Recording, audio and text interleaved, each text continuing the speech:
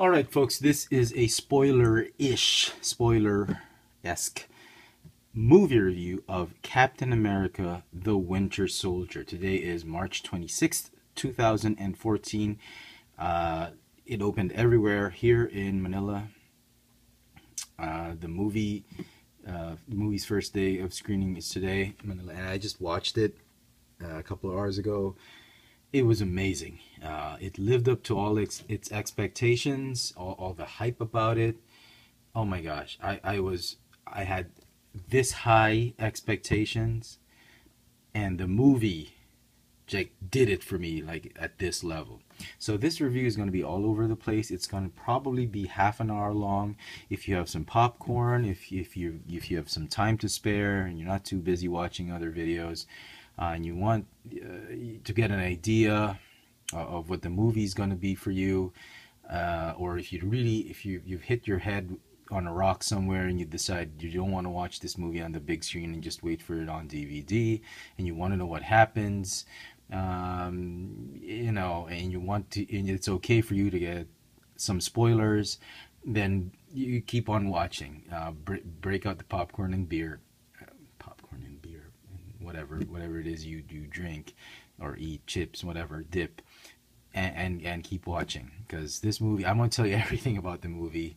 I'm going to tell you how I feel about the movie. I'm even tell you the after credits scene, both scenes. I want to be spoiling everything here. So this is, I think, fair enough warning for anybody who doesn't want to be spoiled or receive any kind of spoilers for the movie. This is fair warning. Go ahead and watch another movie. So if you're still watching, here goes. Okay, let's start with the whole overall. Well, let's just start from the beginning. I watched the movie. The story is about, it's actually like happens after the Avengers. So Captain America 1, it's nice if you can watch that first, then you watch the Avengers, and then this thing happens. Totally unrelated to Iron Man 3 or Thor 2, The Dark World. It's the good thing about the movie is, even if you did not watch the Avengers for some reason, like you had a heart attack or an amnesia and then realized the biggest Marvel movie was already out, you didn't watch the Avengers, or you missed out on Cap 1, you will still be able to enjoy the movie. That's how well written and well executed this movie turned out to be. So Cap is adjusting. He's the whole supporting crew is there. He's got Black Widow with him, helping him on his missions, Nick Fury giving him instructions on what to do. And he is joined later on by an ex-SHIELD agent who again tries to come back and helps Cap, and that's Falcon. The Winter Soldier actually just plays a thug in the movie. Yeah, he becomes critical later on in the movie, in the end, but he is not the central villain of the movie, and as I will reveal later, he is merely the asset that the main villain uses to execute their plan. So it all starts out with a mission. Well, he's trying to be reintegrated. He meets the Falcon. He doesn't know he's a Falcon yet. They jog and whatnot, and then gives him tips on how to readjust. You gotta listen to Marvin, to this kind of music and whatnot, and then Black Widow, during their mission, at some point in time in the movie, tries to ask Steve to go on a date, move on with your life. So anyway, they go on a covert mission, and that's where the suit comes in. This is his like stealth uniform, and the shield doesn't change. The shield is still that red, white, and blue. It doesn't become this. That's more of like a propaganda for the movie, just to tell everybody that the shield's gonna get hit a lot and it's gonna lose its paint. That's just propaganda and hype, buzz creation for the movie. But the shield doesn't change color. It remains the same, and it's all there throughout. So he goes on a secret mission by Nick Fury, and it's a hijacked. They go to a ship that's been a shield barge or a shield ship that's been hijacked, and they're asking for a ransom. His mission is to rescue the operative, the hostages, as well as one shield agent inside the ship. And guess who hijacks the ship? Batroc. For those of you who are familiar with the Marvel Universe comic books, Batroc is a little known character whose actually Marvel Legends figure has been delayed or postponed or cancelled. But anyway, here in the cinematic universe, Batroc is not a costumed villain that looks like Wolverine. He's like Wolverine's costume. No, he is a French terrorist, martial arts expert, and he hijacks the plane. Anyway, Steve Rogers kills the bag. I mean, the realism about this. He's well adapted. He's learned more than just boxing skills. He's learned parkour. He's learned jiu-jitsu. He can kick, taekwondo, karate, not kung fu, aikido. He's got these arm locks. I mean, Steve Rogers is not just a weapon specialist. He hardly uses a gun, but he uses a lot of kicking, punching, locking, jumping here and there. I mean, I used to, do a lot of martial arts when I was younger. I know those moves are doable. They're not CGI. I'm sure they've had a stunt guy or martial arts guy in the suit and try and do it. It's all, for me, it seemed real, not the wired work kung fu type of Crouching Tiger, Hidden Dragon type of martial arts. This is parkour, locking, and whatnot. Very, very realistic. I like that about the Marvel films. I think that's why a lot of people do watch the Marvel films, is because of the realism in it. And it's not just like, oh, there's a cosmic threat and you have to go out in space and kill it. And you all have superpowers. Like nothing can defeat you, nothing can defeat the enemy. You just kill each other, try and kill each other. Anyway, so he does subdue everybody. Then he finds out that Black Widow is on a separate mission to get some intel on the ship. And as it turns out, Nick Fury orchestrated that whole thing, and so that he could get intel on that ship. Because as it turns out, Nick Fury is suspecting something rotten in S.H.I.E.L.D. Now, there's a new character called Alexander Pierce, played by none other than the very famous, very accomplished actor Robert Redford. For those of you who have no idea who he is, well, you're lucky you're young. You have your youth. Anyway, Robert Redford brilliantly played the role of Alexander Pierce. He is the American representative for the World Security Council. He is referred to as the secretary. I'm understanding he's the secretary for national security, whatever. But he is sort of the chairman of the World Security Council, and he's constantly talks to 4 other leaders: an Asian woman, an Asian man, an Indian man, and another guy, European guy. So I'm guessing these are the 4 top leaders of the world plus the US, so G5. Anyway, so he smells something. Now Rogers tells him, what the hell is wrong? Why do you send me on 2 missions? I can't trust anybody. I can't trust people if they don't tell me everything. And Nick just says, I compartmentalize, and anyway, he still suspects something. He cannot open the data that the Black Widow obtained. So he needs Maria Hill to come over and help him. And as he's calling for Maria Hill, he's driving, a hit is placed on Nick Fury. He is attacked by the cops, who are 30 cops, I suppose. Then he barely survives it. He gets away, escaped, and then this guy comes along and then does that thing in the trailer with the mine and then flips over the car, but he still escapes. Goes to Steve Rogers in the nighttime, and he says, what are you doing here? And then he's being very quiet. He says, everything's bugged, shield's been compromised, take this. And then he gets shot in the back through the window by him again. And Nick Fury gets rushed to the hospital. He tries to get him in pursuit, tries shooting with a shield, and he catches the shield. He's surprised at how good this guy is, and he escapes. And then that whole scene where the Black Widow, Hill, and him are in the hospital, and Nick Fury dies. The interesting about this Marvel things is that there's always this possibility of somebody dying, and that really evokes a lot of emotion and catharsis from the audience, and you're really into the story.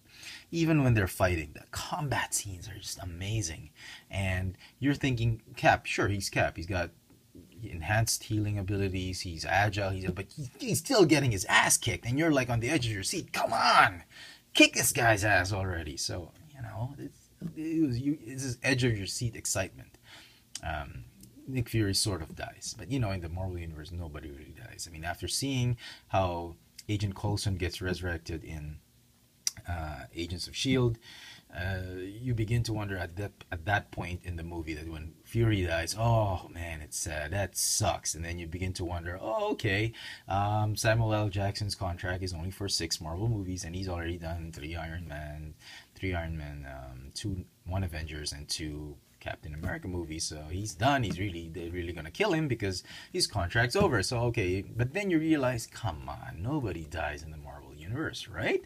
Contracts can be extended and whatnot. So you begin to realize at that point that Nick Fury's not gonna die. I mean, he's dead there, fine, whatever. But it's gonna be a fake death at some point in time. It's going to be revealed. So anyway, then they do decide not to trust anybody except themselves. So they're on the run. They find out eventually that Shield's been compromised by Hydra, and Hydra's the real enemy. The movie reveals that the Senator, played by the comedian Gary Shandling, as well as Alexander Pierce, are both Hydra agents, as well as the bald-headed Shield agent whom they rescued on the boat are all Hydra, and then the attack squad is Hydra, and I think at that point in time, I already knew that the Winter Soldier, Captain America: The Winter Soldier, was a misnomer for the movie. It was meant to hype up the movie, to give more interest in the movie. I think the more boring title, but definitely more apt, should have been Captain America: The Enemy Within, or something like that, the Insidious Hydra or something. But that would have revealed too much about the movie, and it wouldn't be as interesting as Captain America: The Winter Soldier. The Winter Soldier does play he does get a lot of exposure. He's always there. He's always like the hatchet guy for Alexander Pierce, and he's been a very shady character. Had Michael Bay taken over the role of directing this film, it would have been focused on the Winter Soldier. But this was a good mix. Every single character played their role brilliantly, and the Winter Soldier was really, really a menace. And just seeing him in action, you begin to hate this guy. I mean, you love him, but you hate him. Anyway, Cap finds out. He does. Him, Black Widow, and the Falcon. They join forces and they try and stop Hydra.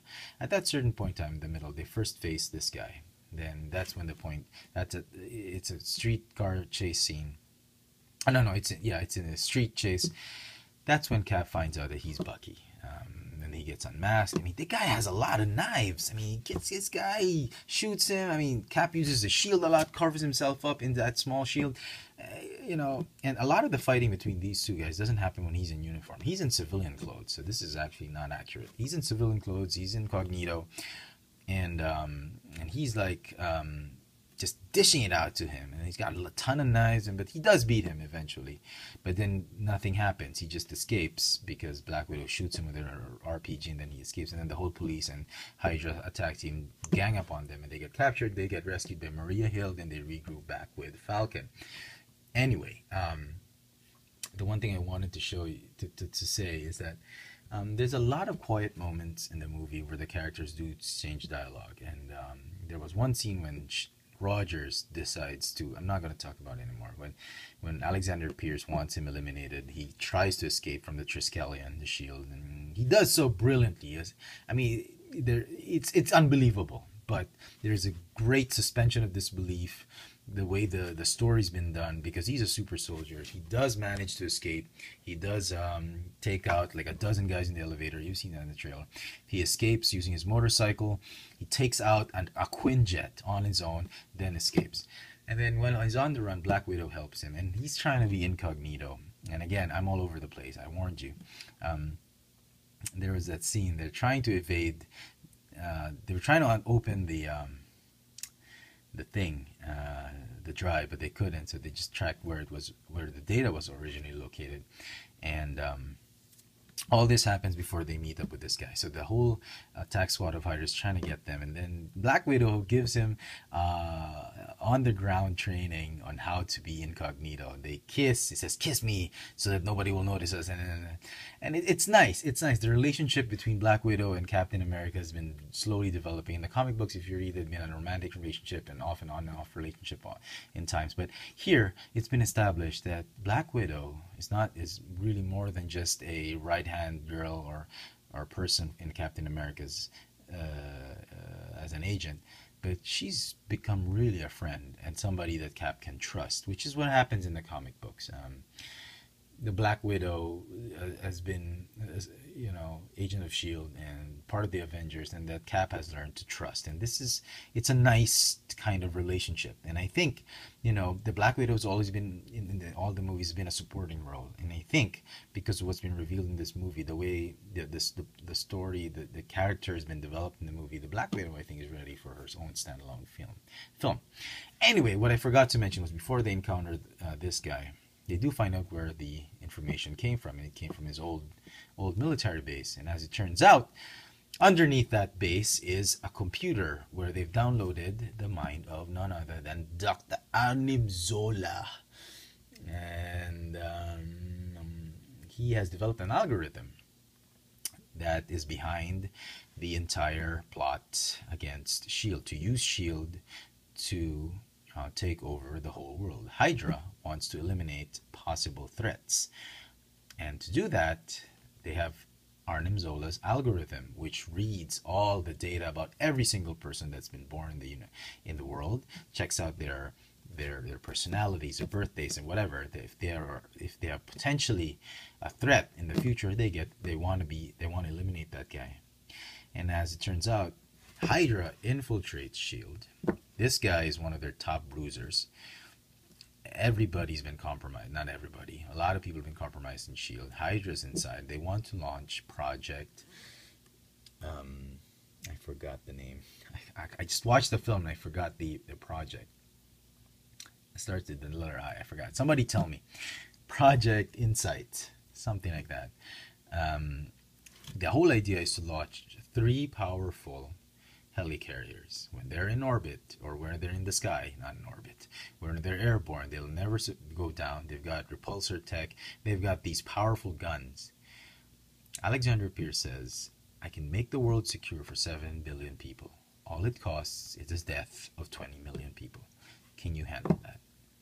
Anyway, obviously he can't. He's going to save everybody. And what he tells Nick Fury, he does find out that they get captured by the Hydra agents, but they do escape through the help of Maria Hill, who was disguised as a S.H.I.E.L.D. agent, and they do regroup. Maria shows them that, Nick Fury is alive and well. And Nick Fury says, I've suspected them all along, and then Roger says, okay, we got to take on Hydra, then we got to destroy S.H.I.E.L.D. And I thought that was a turning point in the movie cinematic universe, and I was like, you're going to get rid of S.H.I.E.L.D.? What does that mean for the Avengers? S.H.I.E.L.D. is an integral part of the Marvel Cinematic Universe. And if you get rid of it, the whole defense agency, so it's all just going to be Avengers. You don't have Fantastic Four because they're owned by Fox. You don't have the X-Men because it's owned by Fox. Oh, yeah. And you don't have Spider-Man, whatever. But, what happens to the Marvel Cinematic Universe? And I said, no, they're not going to get rid of S.H.I.E.L.D. But then he says, no, we got to get rid of S.H.I.E.L.D. And that's what they end up doing. What they need to do they need to take down all the 3 helicarriers by putting their own chips, destroy them, and then that's what happens. With the help of Falcon. Falcon just has this fantastic display of aerial skills. He gets shot at, he just flies around. Oh my goodness, amazing. So they get all 3 helicarriers, even the third one.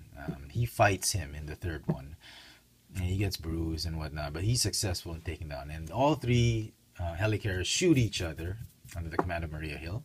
And Alexander Pierce was supposedly in control, then he loses control.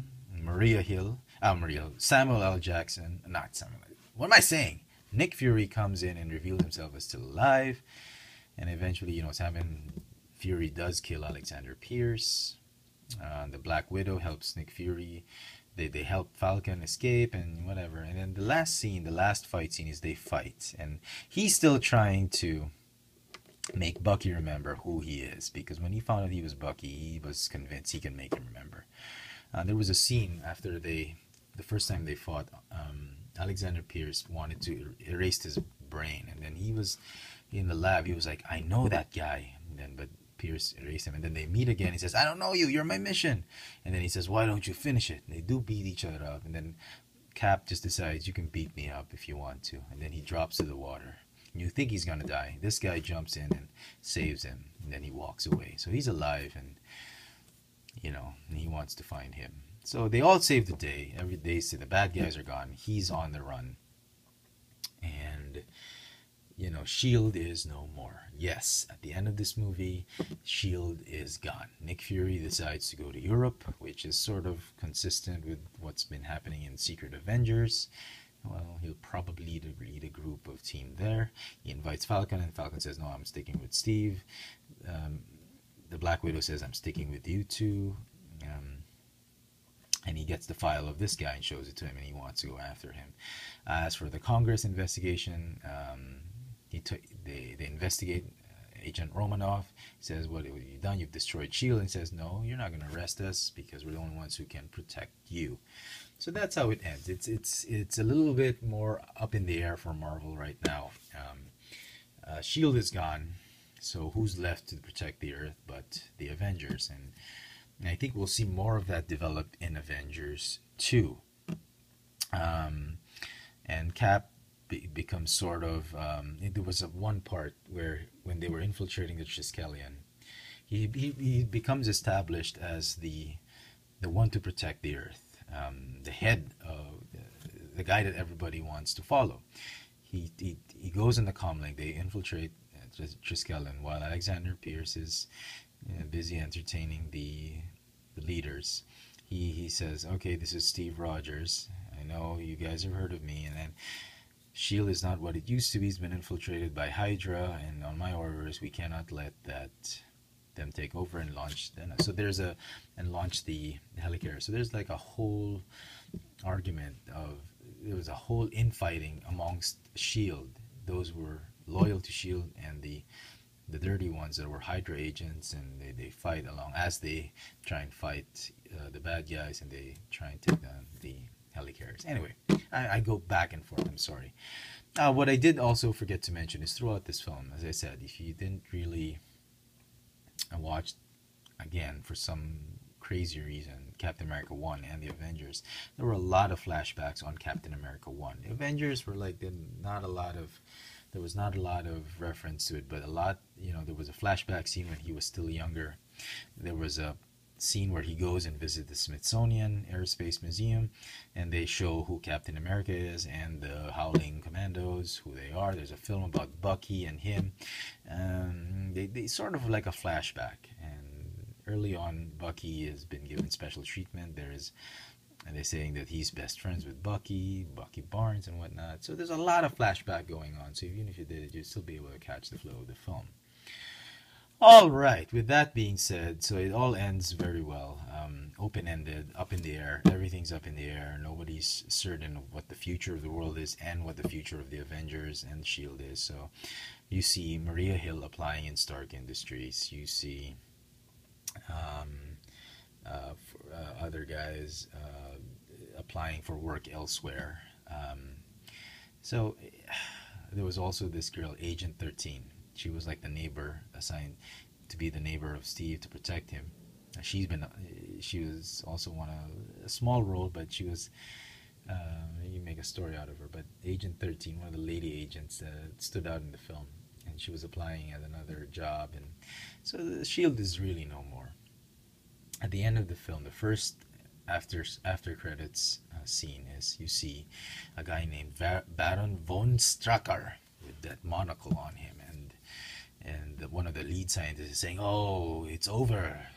Everybody knows about Hydra or Secret." No, it's okay. We still hide it. We can still move on. We have something that they don't have, and then he reveals to it that they have the scepter of Loki, that cosmic spear. They have it. So that makes them very powerful. And then he says, "What?" The doctor says, "What about those that volunteer? The dead ones, bury them where the ghosts can't even find them. Survivors, well, brainwash them, whatever." And then sabi niya, it comes to a new age. And then they show, what about the twins? And then he says, we have the twins. The twins, they show a two adjoining cell block, glass doors, and one guy just moving so fast. And another, there was a guy, and the girl was like having blocks floating.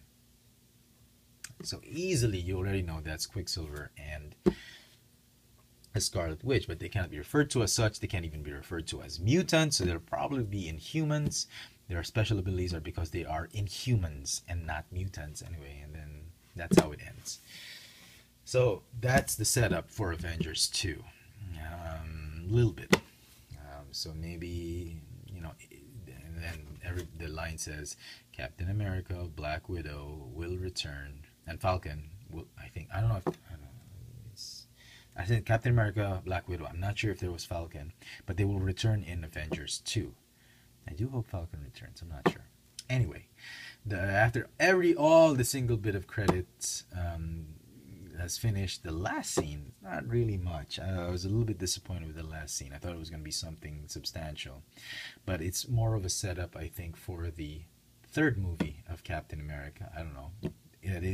You see Bucky Barnes, you see the Winter Soldier. Without anything, he's in civilian clothes. He goes into the Smithsonian Aerospace Museum, and he's looking at the special plaque, the special station or monument that says Bucky Barnes, Sergeant Bucky Barnes in his face, and he starts reading. Then you can surmise from that his memory is coming back, just like in the comic books. He realizes who he is, and he becomes one of the good guys. And I think that's what's going to be setting up Captain America 3. And I do hope we get to see more of him as Bucky, not the the converted Winter Soldier. So, all in all, I thought it was great. I mean, the acting is not Oscar level, but certainly not crap acting like the ones in Man of Steel or we don't get to see any acting like all right. So very, very good acting. Very, very pleased with it. You get to see a lot of character development. There's a lot of action, like edge of your seat action. I thought the story was incredible. Hydra resurrecting itself within S.H.I.E.L.D. Just didn't like the fact that they had to destroy S.H.I.E.L.D. But, you know, I mean, Samuel L. Jackson's contract is ending, I suppose, and no need for him anymore. And that's a nice way of outing him, getting rid of him. So S.H.I.E.L.D. is gone. I'm sure we'll see Maria Hill somehow work with Tony Stark again. But it's established that Black Widow is a very important character in the Marvel Universe, and I'm hoping that she's ready enough for her own solo movie. Or, you know what? I was thinking, just a thought, you know, Marvel can still save the Agents of S.H.I.E.L.D. I mean, that show has become from good to bad to worst to worse. I mean, Agent Coulson is a great supporting character. He's not a great leader. I think they can still reboot that whole thing and turning it into a movie, Agents of S.H.I.E.L.D. movie, but they need to put the real heroes, like superheroes. They can't put just regular S.H.I.E.L.D. agents. They put Coulson in as he's like Alfred or Jarvis, whatever, supporting guy. I don't mean to call him a butler, but he's just like, yeah, the number one guy to Nick Fury. You got to put in, well, special appearances of the Avengers, but the Black Widow's got to be there, Falcon's got to be there, and Hawkeye's got to be there. You don't have to put Cap, you don't have to put Iron Man or Hulk, whatever. You can put Banner in it, but, you know, it'd be great if they have a Agents of S.H.I.E.L.D. movie that Nick Fury would be the leader and not Coulson. Coulson just takes a supporting role. He's the comic relief. He's like just the funny guy out there, and he does well being like that. Then you get the lead agents, Hawkeye, Black Widow, and Falcon. And I think that's going to be great. Like more of like a Secret Avengers type of thing. It's going to be amazing. I think they could think of doing that kind of movie. Maybe that's what they should be doing to fight in 2016. The Batman, Superman thing, whatever. Anyway, so just one more minute to go before this is a full half hour. I think Marvel is off to a good start. I mean, the mere fact that they can do a movie with a talking raccoon well ahead of any Justice League movie is a good sign. But this one, starting off the year with Captain America the Winter Soldier, with a phenomenal job on it, it's an amazing, amazing movie. I mean, please watch it on the big screen. It'll blow you, I mean, keep you on the edge of your seats. It's a smart film. It talks about a lot of the characters. It's a great story, and there's a lot of things for fans and non-fans of the comic books. You will not, I don't think anyone will be too disappointed. There's a lot of humor in it. I mean, it's not Josh Whedon-ish, what Josh Whedon-esque or Whedon-ish type of humor, but it's right there. It's still funny. And I think they're already working on a Captain America 3, which is great. And, you know, if this keeps up, you know, you get Spider-Man, you get the X-Men, you get Guardians of the Galaxy. Marvel's going to dominate the cinematic world of heroes and superheroes for the next 2 years. And, you know, Paramount's done a wonderful, wonderful job working with Marvel Studios. And what's left for Warner Brothers and the DC world, and as I think what they have now, the reason fans are still looking forward to them is they have a promise of epic proportions that they will deliver with Superman and Batman in 2016. The only reason I'll be interested in watching that film, not because of Superman fighting Batman, but because they said Batman and Wonder Woman, probably the only two heroes from the DC universe I totally respect, Batman and Wonder Woman, are going to be in that movie, and that's probably the only reason I'm going to watch it.